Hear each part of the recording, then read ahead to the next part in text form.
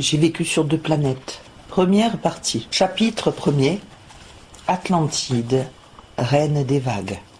Pourquoi pas, me demandai-je, en m'arrêtant au milieu des neiges de la montagne, si haute que le roi des orages y domine toujours, même quand l'été règne sur la plaine.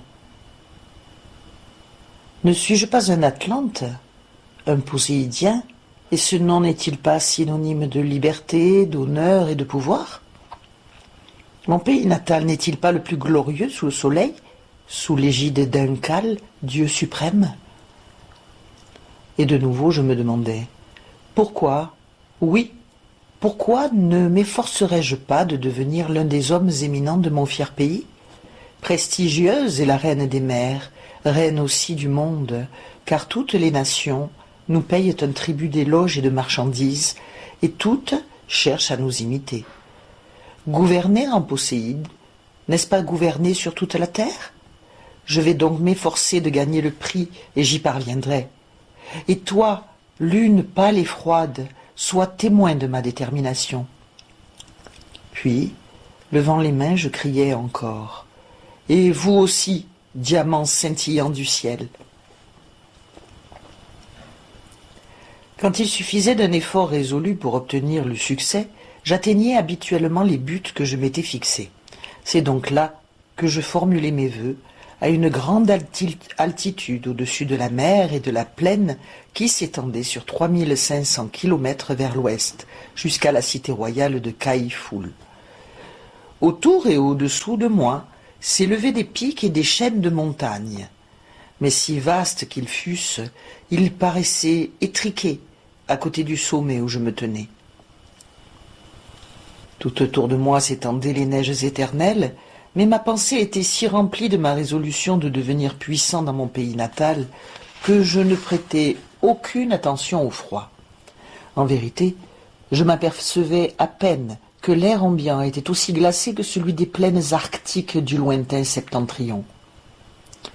Certes, j'entrevoyais nombre d'obstacles à franchir, car je n'étais alors qu'un pauvre fils de montagnard, orphelin de père, non de mère, heureusement. Je me mis à penser à ma mère, vivant à des milliers de mètres plus bas, là où ondulent les forêts éternelles et où la neige tombe rarement. Tandis que je me tenais sur le sommet baigné de tempête, seul avec la nuit et mes pensées, les larmes me vinrent aux yeux, car je n'étais qu'un jeune garçon, souvent triste lorsque je pensais aux dures épreuves de ma mère. Ces réflexions ne firent toutefois qu'ajouter à mon ambition d'agir et de devenir quelqu'un. Une fois de plus, ma pensée s'arrêta sur les difficultés à vaincre au cours de ma lutte pour atteindre le succès, la gloire et le pouvoir. L'Atlantide, ou Poséide, était un empire dont les sujets jouissaient d'une liberté limitée seulement par un minimum de lois monarchiques. La loi générale attribuant les places officielles réservait à chaque sujet mâle sa chance d'obtenir une fonction. L'empereur était élu, ainsi que ses ministres, les princes du royaume qui formaient le conseil des 90. Leur poste était analogue au secrétariat d'État de la République nord-américaine, laquelle a véritablement succédé à l'Atlantide.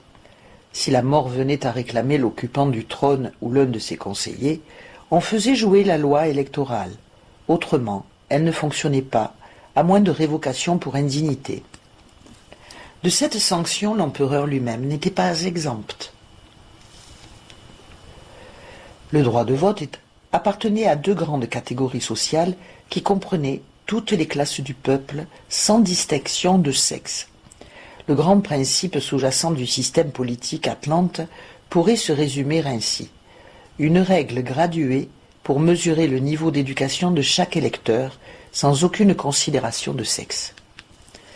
Les 2 grandes catégories sociales étaient celles des prêtres, Incalas, et celles des savants, Xiokas. Peut-être, se demandera-t-on, comment chacun pouvait courir sa chance dans un système d'où les artisans, commerçants et militaires étaient exclus s'ils n'apparaissaient pas à une classe ayant le droit de vote. Tout le monde avait la faculté d'entrer au collège des sciences, à celui d'Unkal, prêtre, ou aux 2, sans distinction de race, de couleur, ni de sexe. On exigeait simplement que le candidat fût âgé de 16 ans révolus et possédât une bonne éducation. Celle-ci pouvait s'obtenir dans les écoles ordinaires ou dans les classes primaires des collèges, tels que le Xiokitl qui existait dans les capitales de certains États atlantes, Nouméa, Terna, Idosa, Korosa. Elle pouvait même s'obtenir à l'école primaire de Marzéeus, principal centre d'art et d'industrie de Poséide. Au Grand Xiokitl, la durée des études était de 7 ans, à raison de 10 mois par an. Il y avait 2 sessions de 5 mois de travail actif, suivies chacune d'1 mois de vacances. Chaque étudiant pouvait prendre part aux examens qui avaient lieu en fin d'année ou juste avant l'équinoxe de printemps.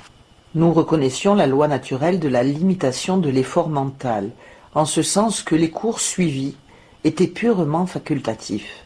L'aspirant pouvait librement choisir autant ou aussi peu de matière qu'il lui était agréable, nécessairement avec le correctif suivant. Seuls les possesseurs d'un diplôme de première classe pouvaient poser leur candidature à un emploi officiel, même le plus humble. Un tel diplôme signifiait que son titulaire avait acquis une série de connaissances spéciales, trop nombreuses pour être détaillées ici, mais dont il sera fait mention au cours de ce livre. Le diplôme de seconde classe ne conférait aucun autre prestige politique que le droit de voter.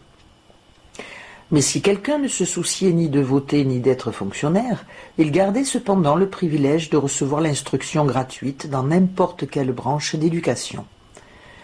Certains n'aspiraient qu'à une instruction sommaire, en vue de mieux exercer un métier déterminé, tel un aspirant mineur désirant recevoir d'un ingénieur des leçons de minéralogie, ou un ouvrier agricole des leçons d'un fermier, ou d'un jardinier des leçons de botanique.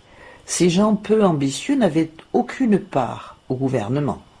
Bien que leur nombre ne fût pas minime, le stimulant du prestige politique était tel que 11 membres sur 12 de la population adulte possédaient au moins un diplôme de seconde classe et qu'un bon tiers possédait celui de première classe. En conséquence, les électeurs ne manquaient pas de candidats pour remplir toutes les fonctions gouvernementales électives. Peut-être le lecteur n'a-t-il pas encore pleinement compris la différence entre les lecteurs de la prêtrise et ceux de la science. L'enseignement de l'Inca-Litlon, le collège des prêtres, comportait tous les cours supérieurs de Xiokitl, mais, différence essentielle, il comprenait en plus un vaste domaine de phénomènes occultes et de thèmes anthropologiques et sociologiques. Les lauréats S-Sciences trouvaient ainsi l'occasion de se préparer à rendre service dans toutes les circonstances où des hommes moins instruits et connaissant moins bien les grandes lois sous-jacentes de la vie pouvaient avoir besoin d'aide et de conseils. En fait, l'Inca-Litlon était la plus haute et la plus complète source d'enseignement que le monde connut alors. Je dirais même, et veuillez pardonner ce qui n'est pas de l'orgueil atlante mais pourrait le paraître, qu'on y recevait un enseignement plus haut qu'il n'en a été donné depuis lors, et même qu'il n'en sera donné dans ce domaine particulier pendant de longs siècles à venir. Dans une institution aussi élevée, il fallait naturellement que les étudiants fussent doués d'un zèle spécial et d'une force de volonté peu commune pour poursuivre leurs études et obtenir leur diplôme de jury des examinateurs. À la vérité, très peu avaient trouvé qu'une vie fût assez longue pour acquérir ce diplôme, peut-être pas même 1 sur 500 de ceux qui sortaient honorablement du Xiokitl. Et cependant, cette institution n'était déjà pas inférieure à la moderne université de Cornell. Tandis que je méditais au milieu des névés, je décidai de ne pas chercher à trop en faire, mais de devenir en tout cas un Xioka, si la moindre chance me le permettait. Je n'espérais guère atteindre l'éminence que conférait le titre d'Inkala, mais je fis le vœu de concourir pour cela, si aucune circonstance ne m'en empêchait. Pour obtenir cette fière distinction, il ne me suffirait pas de poursuivre des études ardues. Il faudrait encore posséder d'amples ressources pour les dépenses d'entretien et maintenir, tendu à l'extrême, une volonté et une énergie indéfectibles. D'où pouvais-je espérer tout cela? On croit que Dieu aide les nécessiteux. Si je n'en étais pas un, qui donc l'était? Je n'avais pas 17 ans. Ma mère comptait sur moi pour la faire vivre, et hormis mon énergie et ma volonté native, je n'avais rien pour m'aider dans mes ambitions. À mon sens, cela suffisait comme preuve de mon état de sujétion, et il était tout indiqué pour les dieux de m'aider. Plein de ces convictions, plein de ces réflexions, je montais plus haut encore, vers la cime qui déchirait le ciel, et j'approchais du sommet.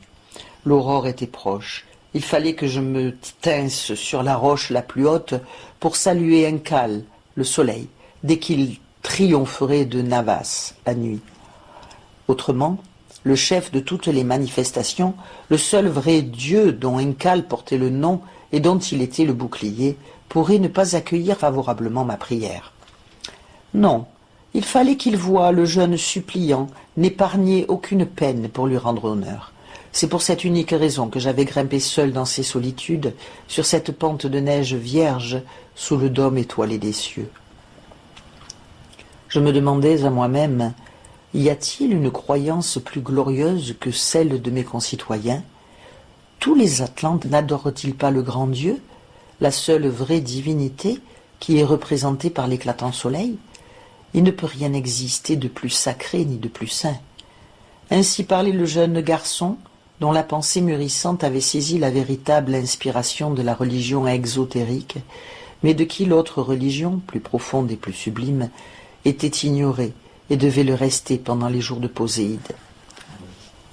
Quand le premier rayon de lumière jaillit de derrière le bouclier et à travers le sombre abîme de la nuit, je me jetai la face contre la neige du sommet, dans l'attitude qu'il fallait observer, jusqu'à ce que le dieu de lumière ait entièrement triomphé de Navas. Il triompha enfin.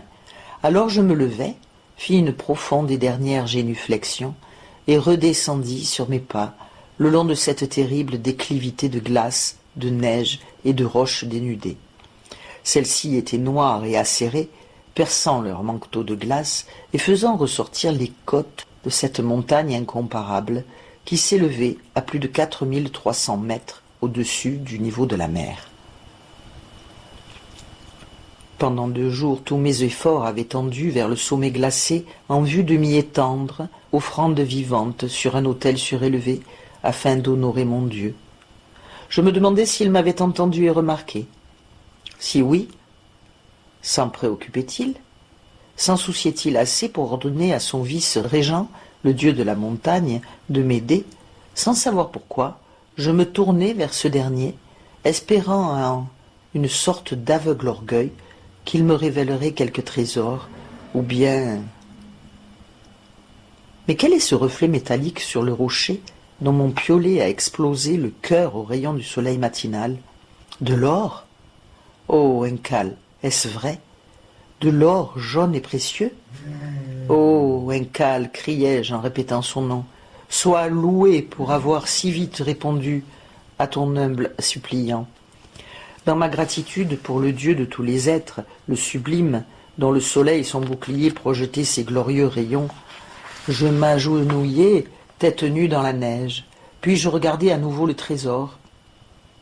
Ah, quelle réserve de richesse il comportait!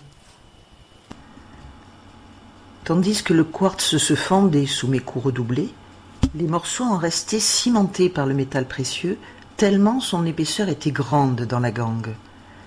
Les arêtes aiguisées des cailloux siliceux me coupaient les mains, si bien que le sang coulait par une demi-douzaine de blessures. Tandis que je saisissais le coupable quartz glacé, mes mains saignantes se soudaient à lui par le gel, unissant le sang et le trésor. Peu importe, je les arrachai sans prendre garde à la douleur, tant j'étais excité. « Oh, Enkal, m'écriai-je, tu es bon pour ton enfant, en le dotant si libéralement du trésor qui lui permettra d'exécuter sa décision avant que son cœur n'ait eu l'occasion de défaillir dans la longue attente de l'espérance. Après avoir choisi les morceaux de quartz aurifère les plus riches, je remplis mes vastes poches de tout ce que je pouvais emporter dans ma marche chancelante. Comment marquer l'endroit pour le retrouver? La tâche était facile pour un montagnard né. Elle fut bientôt accomplie. Alors je m'élançai joyeusement sur la descente vers ma maison, avec ma lourde charge et mon cœur léger. À 3 kilomètres à peine de la base de mon pic au trésor, serpentait par-dessus les montagnes la grande voie impériale qui aboutissait à l'océan, à des centaines de kilomètres de l'autre côté des plaines de Kaifoul.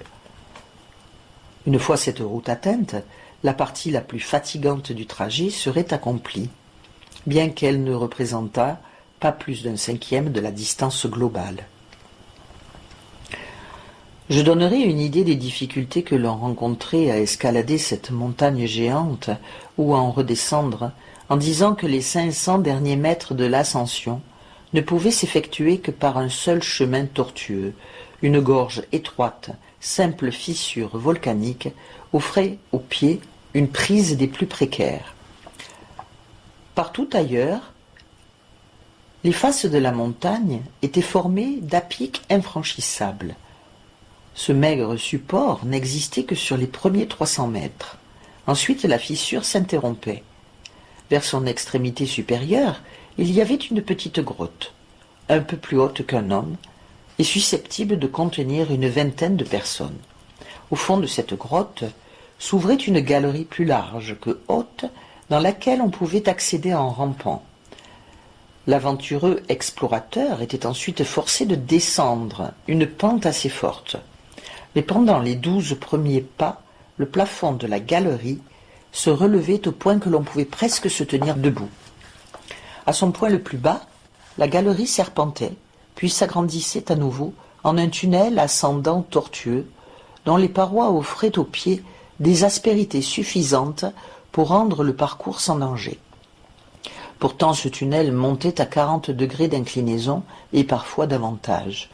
On grimpait ainsi sur une centaine de mètres de verticale, mais les sinuosités du boyau allongeaient beaucoup le trajet. Cher lecteur, c'était le seul chemin pour atteindre le sommet de la montagne la plus élevée de Poséide ou de l'Atlantide, selon que vous préférez donner un nom ou l'autre à ce continent insulaire. Si ardu que fut le passage, il y avait largement place pour le grimpeur dans cette vieille cheminée sèche ou cet ancien conduit d'eau souterraine. Au début, cela avait certainement été une cheminée. Maintenant, elle était usée par les eaux au point de rendre conjecturale son origine ignée. Sur un point de son trajet, ce long tunnel s'élargissait en une vaste caverne qui partait à angle droit de la cheminée et descendait profondément dans les entrailles de la montagne, peut-être à 1000 mètres de profondeur ou davantage. Celui qui s'aventurait près de l'abîme dans cette sinistre obscurité se trouvait au bord d'un gouffre dont aucun côté n'était visible, sauf celui sur lequel il se tenait. Il était impossible d'aller plus loin, sinon pour des créatures ailées comme les chauves-souris, et il n'y en avait pas dans ces terribles profondeurs.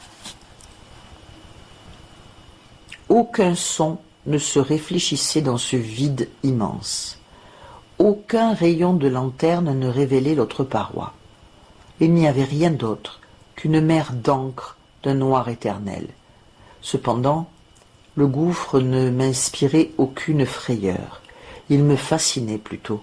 Je n'avais jamais trouvé de compagnon pour braver l'inconnu et pour venir à mes côtés sur ce rebord effroyable. 3 fois au cours des années passées, j'y avais été, poussé par la curiosité. La dernière fois, je m'étais penché sur le bord pour rechercher un chemin de descente, mais l'énorme bloc basaltique sur lequel je me tenais bascula, puis tomba dans l'abîme. C'est de justesse que je pus sauter en arrière et préserver ainsi ma vie. Pendant plusieurs minutes, les échos de la chute du bloc parvinrent jusqu'à moi.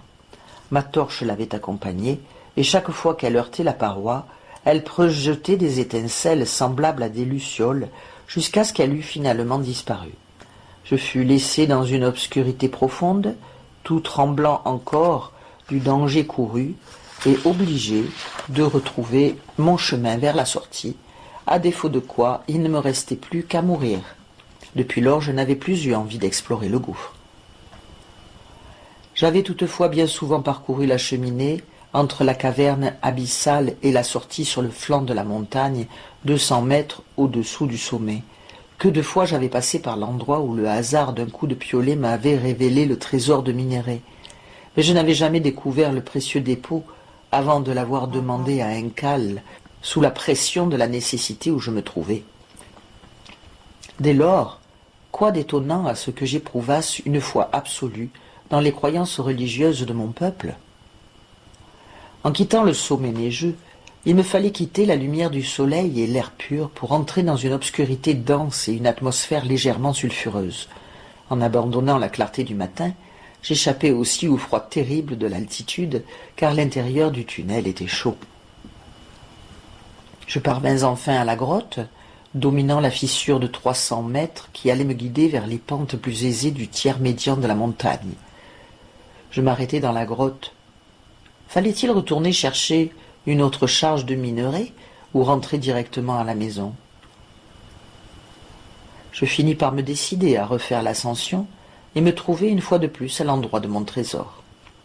Puis je redescendis avec ma seconde charge jusqu'à l'entrée du grand gouffre et m'y arrêtai un moment, car il me restait 120 mètres assez rudes à grimper pour atteindre la grotte extérieure. Je repris ensuite ma route et me trouvai bientôt dans la grotte, à 4 mètres de l'air libre. Bien que le tunnel fût sinueux dans son ensemble, il comportait des parties aussi droites que si elles avaient été taillées par une machine-outil. Les 120 mètres qui séparaient la grotte de l'entrée du gouffre étaient l'une de ces parties droites qui, à cause de cela, étaient presque plus difficiles à franchir que le reste du tunnel. En fait, on n'y serait pas parvenu si les rugosités latérales n'avaient fourni au pied des points d'appui. Si le tunnel avait été éclairé au lieu d'être obscur, j'aurais pu regarder droit dans le gouffre à partir de la grotte. La tiédeur de l'air m'invita à m'asseoir, ou plutôt à m'étendre à demi dans la grotte, bien que je ne pusse rien voir. Tout en me reposant, je mangeai une poignée de dattes et bus à petites gorgées un peu de neige fondue contenue dans mon bidon. Cela fait, je m'allongeai complètement pour dormir dans l'air tempéré. Je ne sais combien de temps je dormis, mais le réveil fut effroyable. Des bouffées d'air chaude au point de vous arracher la peau passaient au-dessus de moi, chargées de fumée suffocante et produisant dans leur ruée vers le sommet de rocs murmures.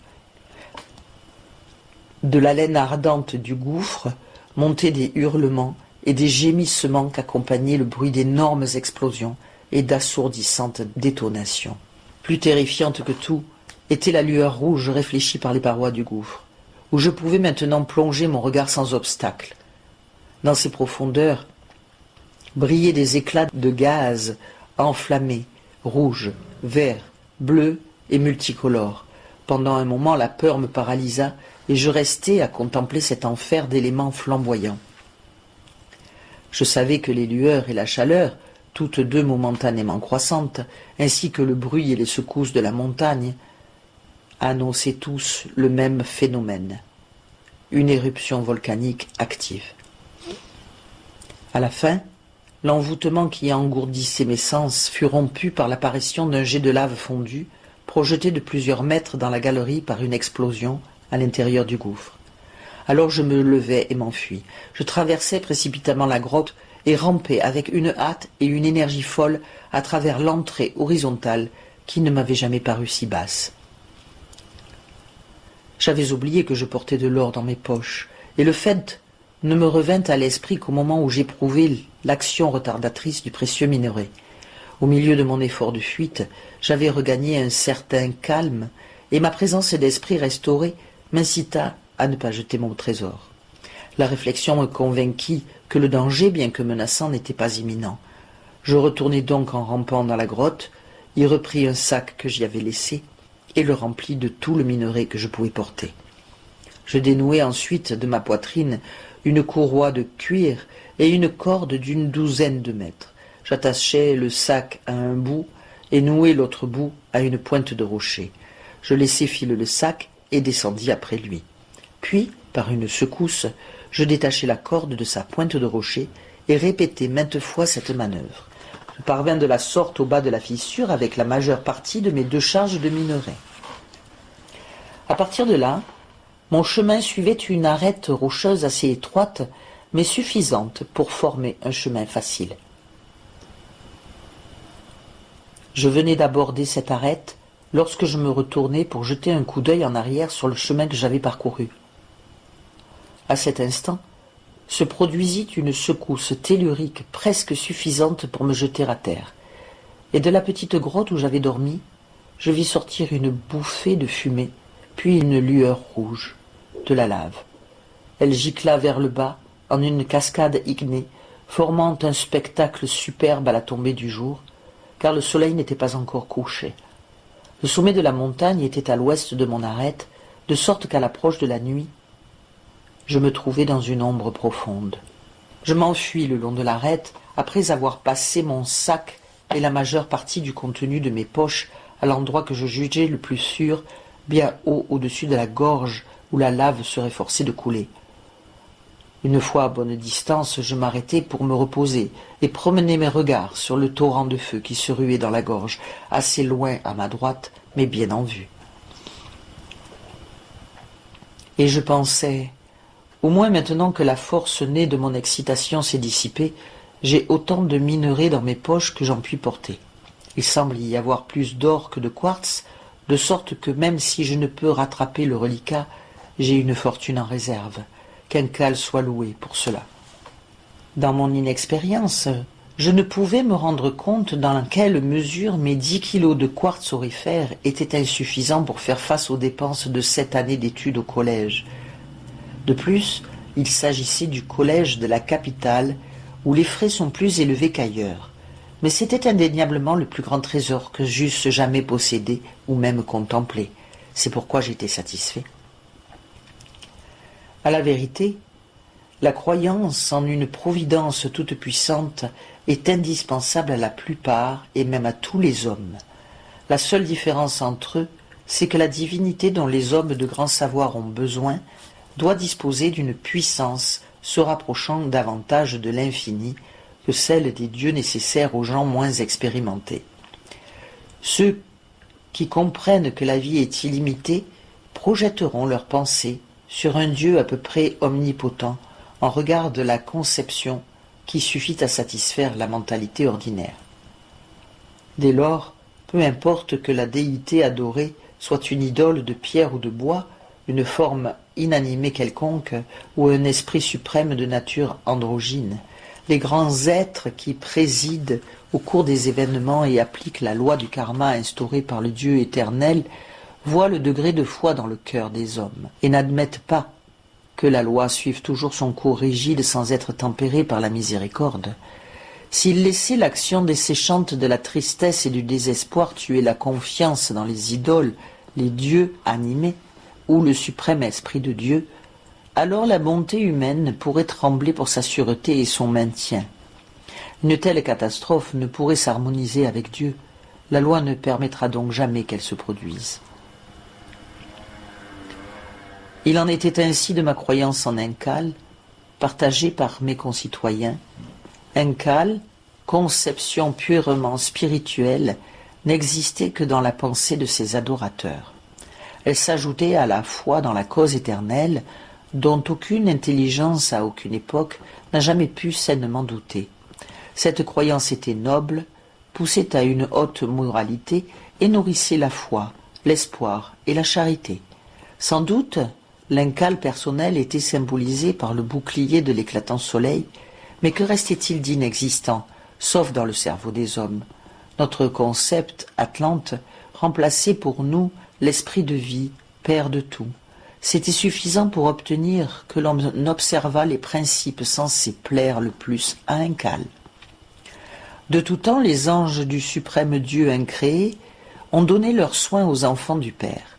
Aujourd'hui, regardant la croyance enchâssée dans mon cœur et dans celui de mes compatriotes, ils devaient dire, en exerçant leur ministère, qu'il te soit fait selon ta foi. Voyant mon espoir d'exceller parmi les hommes, ils avaient rabaissé mon orgueil par la peur, tandis que je fuyais la montagne en feu, mais aucun désastre ne se produisit. Je m'enfuyais aussi vite que la nature du chemin me le permettait, et dans ma course je louais un cal, parce que j'avais gardé ma vie et possédé de l'or.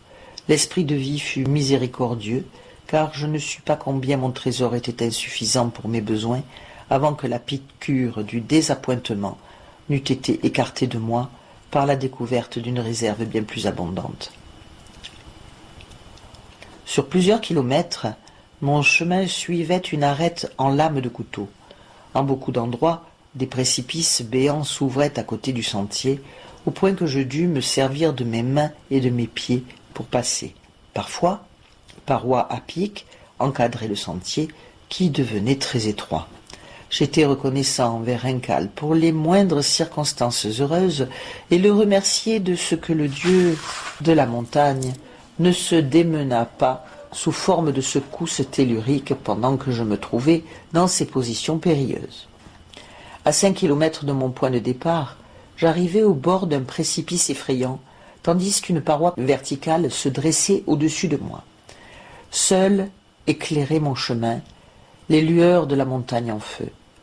Tandis que je descendais précautionneusement vers le rebord basaltique, une violente secousse me précipita sur les genoux et faillit me projeter dans le précipice. Un instant plus tard, un grondement sourd emplit l'air avec une intensité persistante. Plein de terreur, je regardai derrière moi. Un énorme jet de flammes et de fumée se ruait vers le ciel, accompagné de pierres assez grosses pour être visibles à l'œil nu. Au-dessous du rebord où je m'accrochais, il y avait un affreux bruit de craquement et d'écrasement. La terre tremblait d'une façon épouvantable, et sous les chocs répétés, je m'accrochais au rocher, tant la crainte désespérée d'être lancé par-dessus le rebord. Hier, la gorge que je contemplais décrivait ses courbes autour de divers pics et arêtes du massif. Ces arêtes et pics avaient existé jadis. Maintenant, ils n'existaient plus. Je contemplais un paysage de tourbillons effrayants et confus, juste suffisamment éclairé par les lueurs volcaniques pour être perceptibles. Les falaises et les rochers, autrefois solides, paraissaient instables et ballottés comme les eaux de l'océan. Ils montaient et retombaient sous une poussée horrible, se broyant et s'écrasant dans un vrai pandémonium.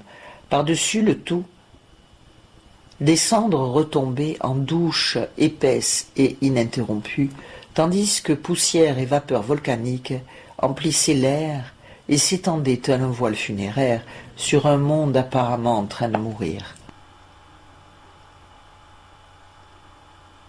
Finalement, ces rugissements fous et ces secousses écœurantes prirent fin. L'histoire plutonique ne fut plus narrée que par la lueur régulière du flot de lave et par des secousses telluriques espacées, mais je restai étendu sur mon rebord, malade et à moitié évanoui. Peu à peu, la lave cessa de s'écouler, et sa lueur s'éteignit. Les chocs n'eurent plus lieu qu'à de longs intervalles. Une paix semblable à celle de la mort envahit toute la contrée. Cependant que les cendres grises retombaient silencieusement sur la terre malmenée. Les ténèbres régnaient. Je crois que je perdis conscience pendant quelque temps, car au moment où je m'étirais, j'éprouvai une douleur aiguë à la tête. En y portant la main, je sentis un suintement chaud qui s'écoulait d'un point douloureux au toucher. Je tâtonnai autour de moi et trouvai une pierre aux arêtes vives qui était tombée de la paroi supérieure et m'avait heurté. Quelques mouvements me montrèrent que la blessure n'était pas grave et je m'assis. L'aurore approchait déjà. Alors, défaillant de douleur, de faim et de froid, je m'étendis à nouveau pour attendre le jour. L'incal levant éclaira une scène bien différente de celle du matin précédent. Quand je regardai vers le fier sommet, la lumière rouge du soleil me montra qu'une bonne moitié en avait été arrachée et avalée par quelque caverne mystérieuse. Oui, le poète a exprimé la vérité en disant « Les montagnes dressent vers le ciel leurs parois chaudes et noircies et inclinent leurs hautes têtes vers la plaine. Dans le voisinage, juste à mes pieds, là où des arêtes avaient existé et où l'affreux tournoiement avait eu lieu, les flèches rocheuses, pics et parois avaient disparu à jamais. À leur place se trouvait un grand lac d'eau bouillante, dont la rive la plus éloignée était voilée par la lente chute des cendres. Des nuages de vapeur se condensaient dans l'air froid en une fine bruine, comme si le globe, rudement frappé, versait des larmes sur sa récente agonie. Tous les bruits étaient étouffés, le tremblement calmé, le bouillonnement du flot de lave arrêté. L'arête sur laquelle je me trouvais avait presque entièrement échappé au déchirement général. Elle avait néanmoins souffert, et quand je voulus reprendre mon chemin habituel de retour, celui-ci avait disparu. Un énorme bloc de rocher pesant plusieurs milliers de tonnes avait glissé dans le précipice, arrachant tout vestige du sentier qui traversait par là. Je cherchai une autre route et me mis à grimper dans la lumière tamisée. J'arrivai à une partie de la crête opposée au soleil et n'aperçus que deux étroits rebords bien périlleux, des lacs d'eau bouillante dans le fond et des parois infranchissables au-dessus de moi. Soudain, un faible rayon de lumière rougeâtre brilla en travers de mon chemin. J'en recherchai la source et vis qu'il provenait d'une large fissure dans la paroi qui me surplombait. Le bas de cette fissure n'était pas loin au-dessous de moi. Elle se fermait sans se rétrécir par un plancher aussi large que l'ouverture de la fissure elle-même, comme si la roche avait été poussée de côté en formant une faille, ce qui était certainement le cas. Je descendis jusqu'au niveau de ce plancher, puis trouvant la fissure assez large, j'y entrai sans redouter une nouvelle secousse tellurique qui pouvait la refermer et m'y écraser, comme dans un moule à gaufres. Pourtant, j'avais envisagé cette éventualité. Mais tel un bon Atlante, j'écartai ma crainte en songeant que je me confiais à une cale, lequel agissait au mieux pour moi. Ça et là, sur la paroi fendue, apparaissaient des veines de quartz porphyrique, formant des saillies qui couraient le long de la masse de granit. La fissure s'étendait jusqu'à la crête, et bien qu'elle eût près d'1 mètre de large, sa hauteur la faisait paraître fort étroite. Je m'arrêtai, rempli de joie à l'idée qu'à droite et à gauche mes yeux contemplaient du rocher vierge, qui depuis les origines de la terre n'avait été exposé au regard de l'homme. Je fis alors une découverte qui fit battre mes artères d'une joie sauvage. Tout près de moi, juste un peu en avant, il y avait un filon jaune d'ocre dans lequel j'aperçus de nombreuses mouchetures d'une roche blanchâtre plus dure. C'étaient des morceaux de quartz arrachés par la secousse qui avait produit la fissure. Ils étaient abondamment tachetés de pépites d'or natif et d'argent métallique. La ductilité des deux métaux précieux se manifestait par de curieux effets. L'or et l'argent avaient été étirés hors de la paroi de la fracture sous forme de filaments ayant parfois plusieurs centimètres de longueur. À nouveau, la sensation de défaillance causée par la faim me quitta. J'oubliai temporairement les souffrances de ma douloureuse plaie à la tête et je chantai un hymne de gratitude à mon Dieu. Disparu le majestueux sommet, détruite la seule route d'accès possible de l'ascensionniste. Mais ici, après la fin de la guerre entre feux souterrains, il y avait un trésor plus grand, plus proche de ma maison, plus facile à atteindre que le premier. L'excitation de la joie provoqua une tension trop grande de mes nerfs déjà si affaiblis, et je m'évanouis. Mais la jeunesse a du ressort, et la santé de ceux qui n'ont pas de vices possède une élasticité merveilleuse. Je repris bientôt conscience et eus la sagesse de rentrer à la maison sans gaspiller mes forces en m'arrêtant davantage. Je savais que mon instinct de montagnard me guiderait infailliblement quand il faudrait retrouver cet endroit. Je pris conseil de ma mère. Elle fut d'avis que je ne pouvais exploiter la mine tout seul, et je compris qu'elle avait raison. Mais trouverais-je à m'adjoindre des hommes qui limiteraient leur soif de récompense à une fraction honnête de la fortune ainsi obtenue? Il suffit de dire ici que j'obtins les concours nécessaires. Certains prétendus amis entrèrent en association avec moi. Ils m'attribuèrent un tiers des profits sans exiger aucun travail de ma part, se réservant pour eux-mêmes le reste des recettes. Ils acceptèrent aussi, sous certaines réserves, mon exigence de faire inscrire à mon nom la propriété exclusive de la mine.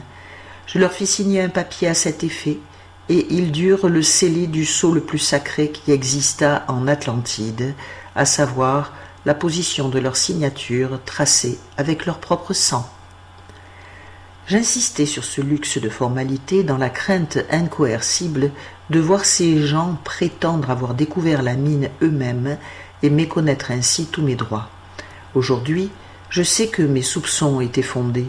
Le contrat spécifiait que la totalité de la mine qu'ils allaient exploiter durant l'année en cours était la propriété inaliénable de Zaïlm Numinos.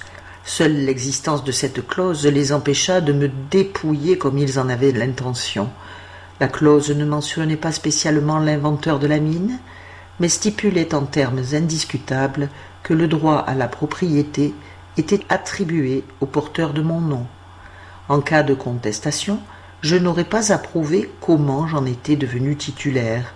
Aucune affirmation qu'un autre était l'inventeur de la mine n'aurait été utile avec des gens mal intentionnés, car peu importait de savoir qui avait découvert le filon en premier.